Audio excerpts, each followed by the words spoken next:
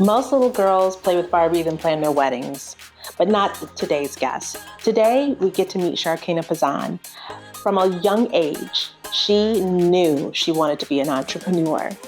Even in grade school, she was selling candy to her classmates and making quite a killing with the sales. So now she has this great legacy that she is going to be leaving behind for her little one. But I want you to see for yourself on how great she is today. So let's have a candid conversation with Shar.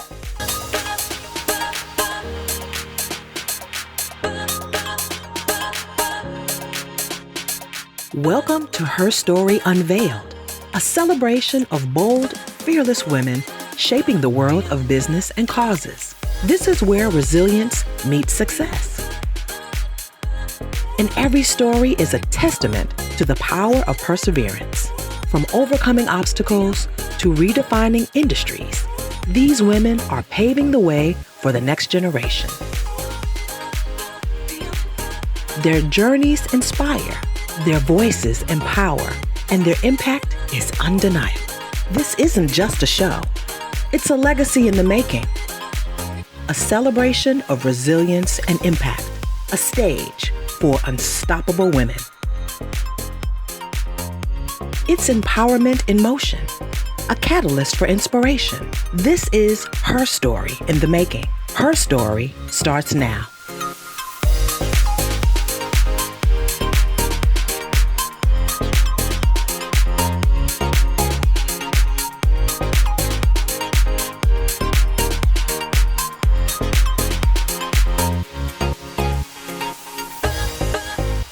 Welcome back for another episode of HERstory Unveiled. And today we have a guest that is very near and dear to my heart because I've known her forever. At least it feels like forever. And I've seen her journey, I've seen her growth, and I'm so excited to have her here today. So I would love to introduce you to not just a colleague, but my friend, my sister, my family, Sharokina Pazand. Thank you so much for being here today. Thanks for having me. I'm excited to have you here. It seems surreal that we both are like, Yeah. It's like all of the phone calls and the things that we've done in the past. Like there were periods of time where we were talking a couple times a day, every day. Yeah.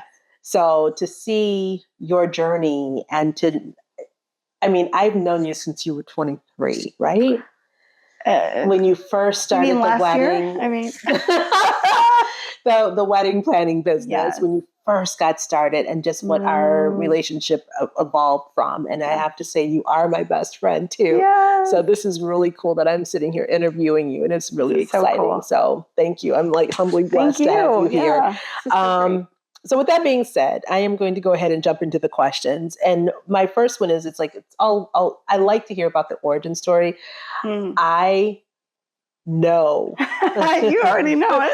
I know it. And I remember like following you on Facebook back in the day and pre-Instagram, seeing all the pictures of you like holding, you were literally like probably barely walking, toddler age with a phone to your head. And it's like, you were an entrepreneur even then and you didn't even know it. Like you were not your traditional little girl who wanted a baby doll. No. Barbie dolls were not my thing. And I had a monkey phone. I had, those like business card holders. There was like a little like book and a pen, and it's like I'm writing on it. Like there's a picture. I'm like, where's the notepad? But it's cool. I mean, that is me to a T. Yes. Even now, but now I'm typing.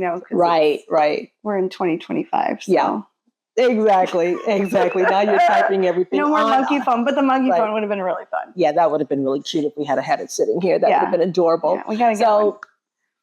I know your journey and I've seen all of the transition, but can you tell me and tell the audience about your journey and how you got to here today? Because you've had quite the roller coaster ride. Yeah. So I was 23, thinking this would be a lot of fun. Having planned events for other people. And then I planned my own wedding and I thought, I think I could do this, And so I just started, and I think it was one of those things where I didn't know what I didn't know.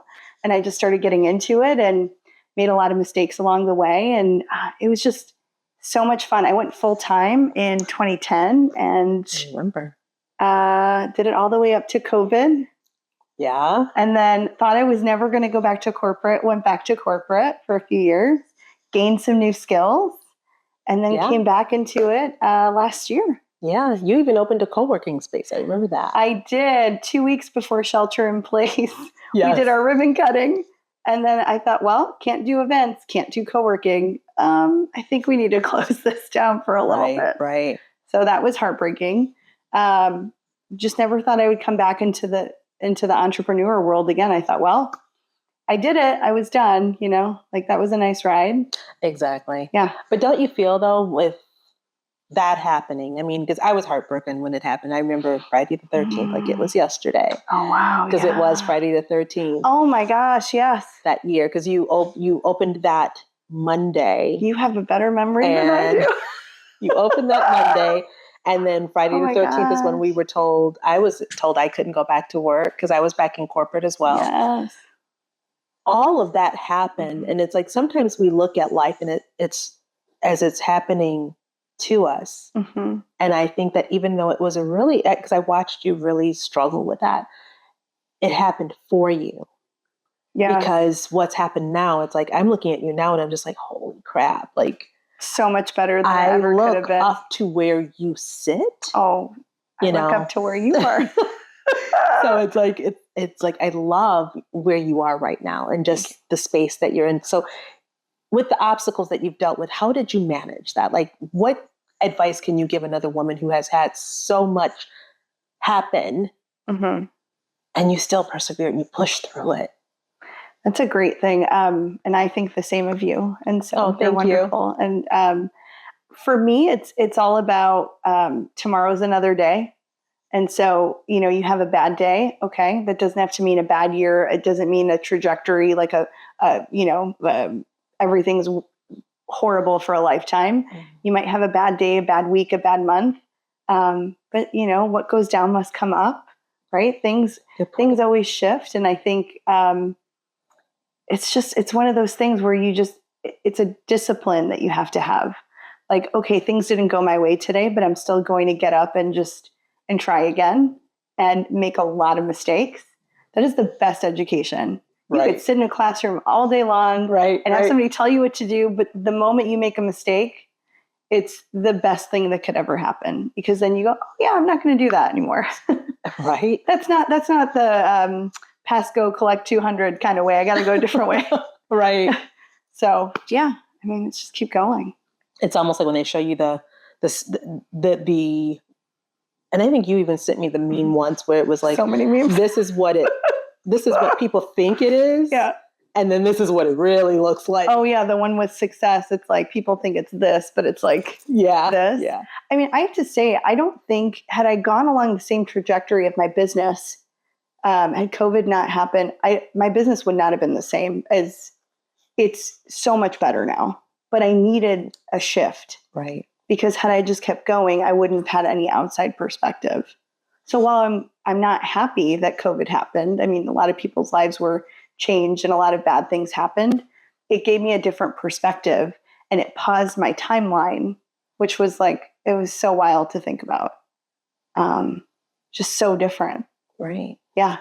But that paused timeline gave me Aria. I'm sorry, it gave you Aria, but it gave me Aria. Yeah. So my surrogate grandbaby. She's so great. Yeah. I mean, just think about like what your life was like pre-COVID and how everyone's timeline shifted. Some not a lot, very few, nothing. And a lot of people, just a whole different trajectory. I mean, it's pretty crazy. Right. So when we think of pivotal moments, like what's one pivotal moment that changed the trajectory of like your business and your life? Pivotal moment. So many things. I would say when I left my business and started working for other people. Yes, I remember now. And just seeing what I thought the outside world was, the grass was greener, and just seeing how hard I had been on myself, how entrepreneurs are so hard on themselves. And then you go into corporate America and you're like, wow, some of these people are so confident.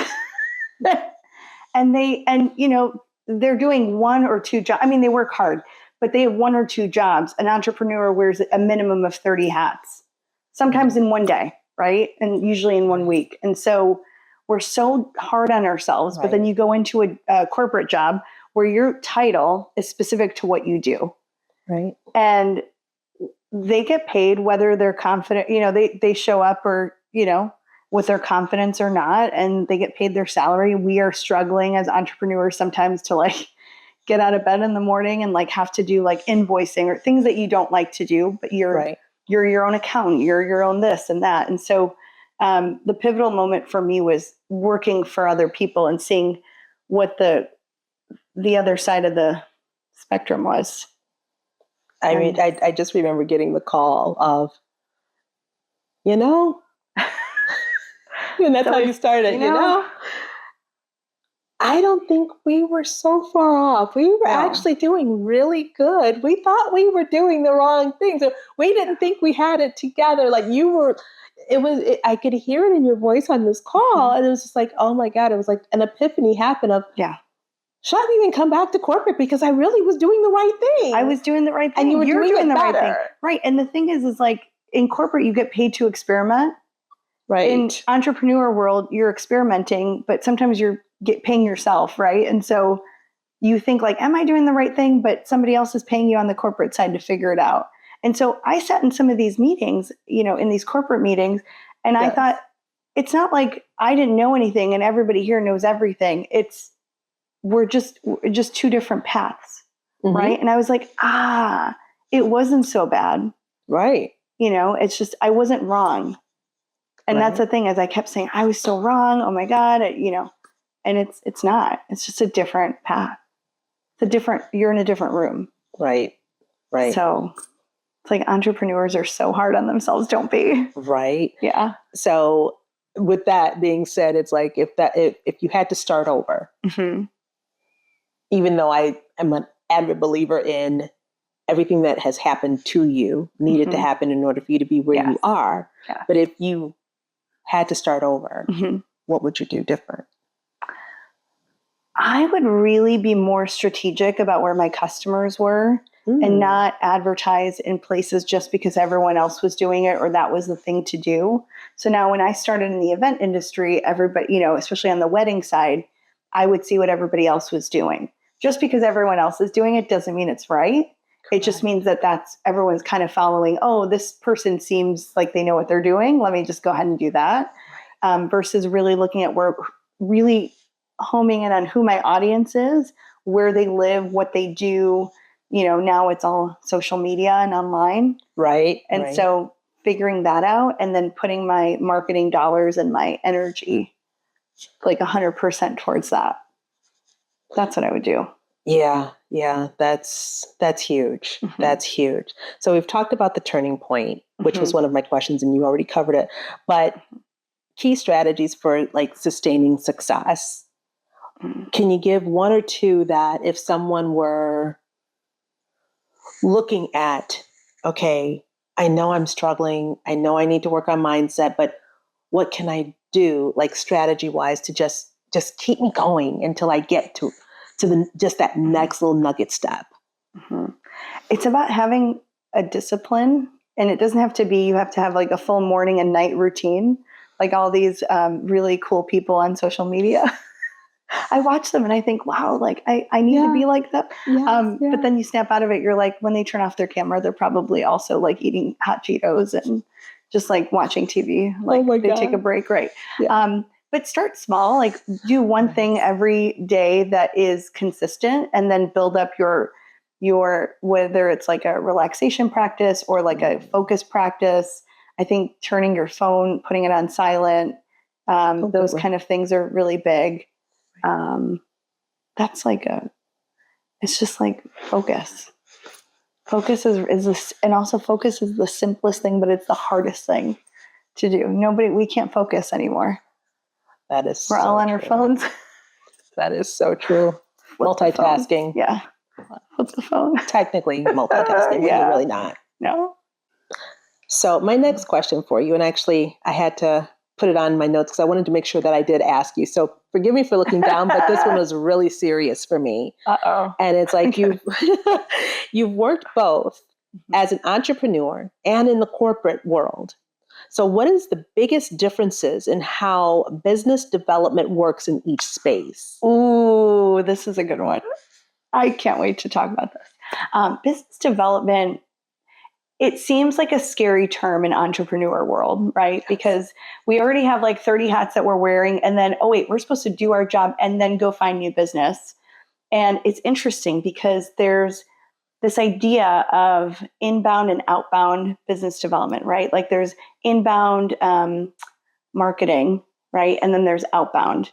And so as an event planner, for example, I have to make sure that everything is good on my website and SEO and social media so that I attract the clients that come in, right? Especially, let's say you're talking about a wedding. I'm not going to go out and look on LinkedIn and say like, who's having their wedding? Do they need a wedding planner? It's a much more social relationship that you're trying to build with them. Now on the corporate side, when I was there, we had meetings, we had deliverables, and I would show up and doing business development and say, okay, these are the clients I'm going after. Right. This is what I'm doing. This is how I'm going after them. LinkedIn, email, am I going to a networking event? And so there was a much stricter, more disciplined approach when I worked in the corporate environment because I had somebody that I needed to, not only my direct boss, but then sit in a group meeting and report on what I was doing. When you're an entrepreneur, a lot of times if you're a solopreneur, you're sitting and reporting to yourself, which you sound like a crazy person talking to yourself and you're like, no, I'm just in a meeting. There's some kind of meme about that. Like, oh, you hear me talking, just keep moving. We're in a meeting. Right. But that's really the difference is like when you're holding yourself accountable, sometimes it's easy to just say, I'll do that later. If it's not on my calendar, if I'm not disciplined enough yet, right? Because it takes a while to do things over and over in order to create a routine or a practice. If I just start doing something and I'm not consistent with it, whatever that is, it takes a while.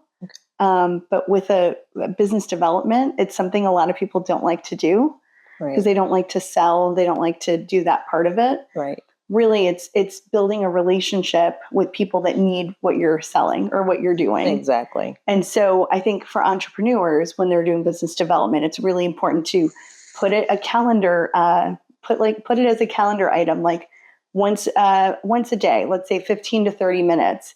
Go on whatever social media platform and do some research or do a post. Whatever your strategy is, make sure you're dedicating some business development time every day. Right.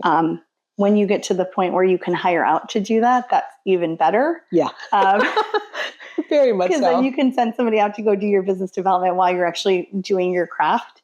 But on the corporate side, right, you can go, or even if you're an entrepreneur looking for corporate clients, using LinkedIn, like Sales Navigator is huge. A lot of people don't know that you can upgrade on LinkedIn to actually create a target market. That's a really big deal. There's a lot of tools that entrepreneurs that are just solopreneurs for the first time don't know exist. And so there's a lot of technology with AI and LinkedIn that you can actually utilize to go after corporate clients, which is great. Right. So, and I think it's just knowing how to use it. I mean, I know Sales Navigator or whatever it's called on LinkedIn. Mm-hmm. Yeah. I've been on LinkedIn forever. I swear by it now. I used to hate LinkedIn. And I was like, I did too. What is LinkedIn? And I'm like, oh, it's just a job search. Yeah. Yeah. But now it's so much more than that. Somebody else just said that the other day. It's just a job search. I'm like, oh, it's so much more. It's so much more. Yeah. And actually your impressions on LinkedIn it's so much more with organic posting. Mm-hmm. And if you put your picture on there, so there's a lot of things that you can do with a limited budget on LinkedIn. Right. Or a low budget to really make a difference. And to be a subject matter expert and really get people to come to you. Right. Exactly. Yeah. And so I think it's one of those things it's building relationships shouldn't be scary. It's figuring out where your target market lives. Mm-hmm. Like if I think about my day to day, what am I doing? So when somebody's trying to attract me, right? So if I'm a corporate event planner and I have a videographer or photographer that's trying to get in front of me, I would hope that they were thinking, what is this event planner? What is her day like?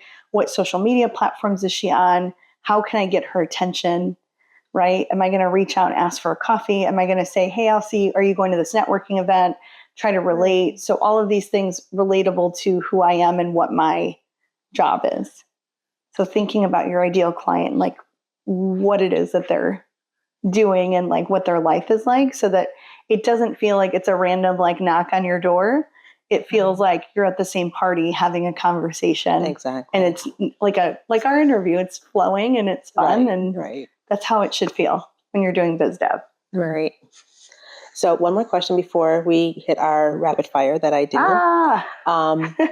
Because so what I didn't mention in the beginning is you weren't just a participant of HERstory. You were also my event sponsor.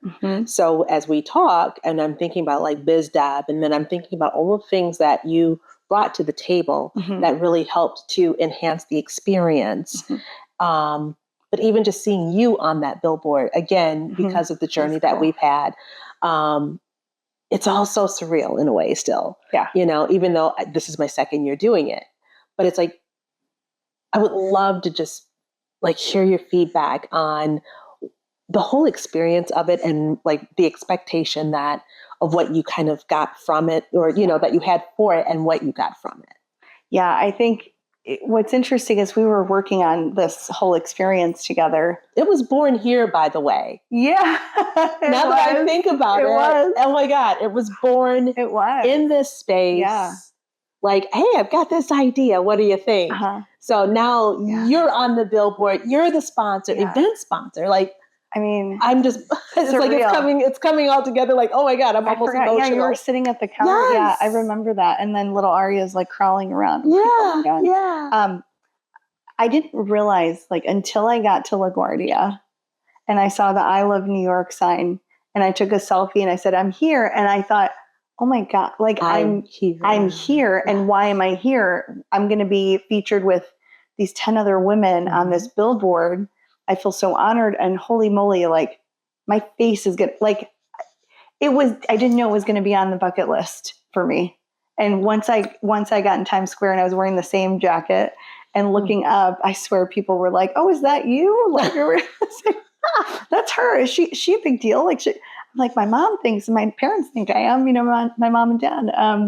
No, but it's all jokes aside. What an amazing experience. Like to be able to see yourself on a billboard and think about your journey and look at these other women that are having this moment with you. And you're kind of like going through this together and thinking like all the struggles, all the stress, all the chaos, all the late nights. You look up and you're like, that's cool. Like I just, not everybody gets to be on a billboard in Times Square. Right.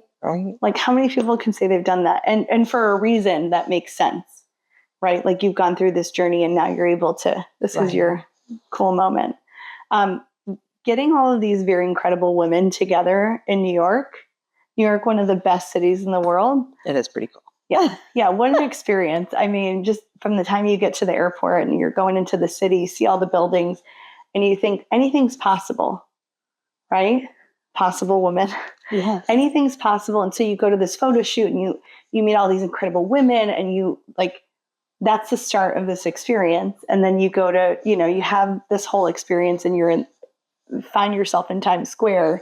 I mean, anybody that gets a chance to be a part of it, they're so lucky. It's indescribable. Awesome. So I am super excited that you were there. Okay. Yeah, me too. Thanks for having me. So ready for the quick fire? I mean, I'm not, but I will be. Ready as I'll ever be. Okay. The first question. One word to describe your journey. Ooh. This is supposed to be rapid fire. One word to describe the journey. Can I come back to that? Okay. Biggest myth about women in business. That we're too emotional. Okay, I'm supposed to keep a nice face. So like that hit the nail on the head. Yeah. Yeah. Some of these women, it's like we're amazing. Yeah. We can do it. Okay. Best business advice you've ever received. Just keep going. Super simple. Yeah. Yeah. favorite tool or resource that changed your workflow? Favorite tool or resource? Probably LinkedIn Sales Navigator, and then Apollo.io is a close second. Ooh, I'll have to check that one out. That's a good one. Yeah, check it out. Okay, if you could go back in time, what advice would you give your younger self?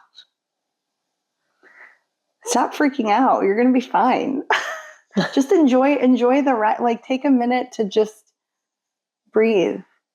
If I don't post that thing right away, no one's going to come after me. Like, plan out, take your time. Just give yourself the grace that somebody else would give you. You're the hardest on yourself. Stop freaking out. It's all going to be fine. Okay, with that being said, one word to describe your journey. Magic. There we go. Yeah. There we go. Yeah. Magical magic. It's been great. Awesome. So what impact, and this is our very last question, what impact do you hope to leave for other women, especially entrepreneurs? Anything's possible, right? Like the idea that you can do it, and whatever that is. And if you have an idea that's been laid on your heart, there's a little voice inside, and some people call it the angel or the universe or whoever, but that idea was put onto your heart. So just listen. And if you pick up the call, someone's calling you, and if you answer the call, then some pretty cool magic is awaiting for you. That's awesome. That is so awesome. So if someone wanted to get in touch with you, how can they reach you? Go to citygirlevents.com. Find me on Instagram, Citygirl Events, or LinkedIn, or find me walking Sadie and stop me. Yes, Sadie dog. Sadie dog. Yeah, but feel free to reach out. This is awesome. Thank you again so much. Thank you. Like this I said, is so much you fun. are my best friend. It's like, is that how you? This is great. So love you, girl. Love you to pieces. So thank you, everyone, for joining us. This has been a very, very almost like, emotional, but I kept it in interview. Because I'm almost kind of proud mama too. So even though she's not my child, but I consider her probably, like close third child, kind of just a little bit. You mean fourth child, Devo? Oh yeah, Devo too. So fourth child. So, but anyway, thank you for joining us. I'm so excited to be able to personally introduce you to her because she is an amazing woman. And her journey has been extraordinary. So until next time, I look forward to seeing everyone and have a blessed day. Thanks. Bye. This episode of HERstory Unveiled was proudly brought to you by Citygirl Events. At Citygirl Events, we believe every experience should be as bold and inspiring as the women who lead them. From weddings to corporate gatherings, we design unforgettable moments that tell your story in style. To learn more, visit citygirlevents.com and let us bring your vision to life.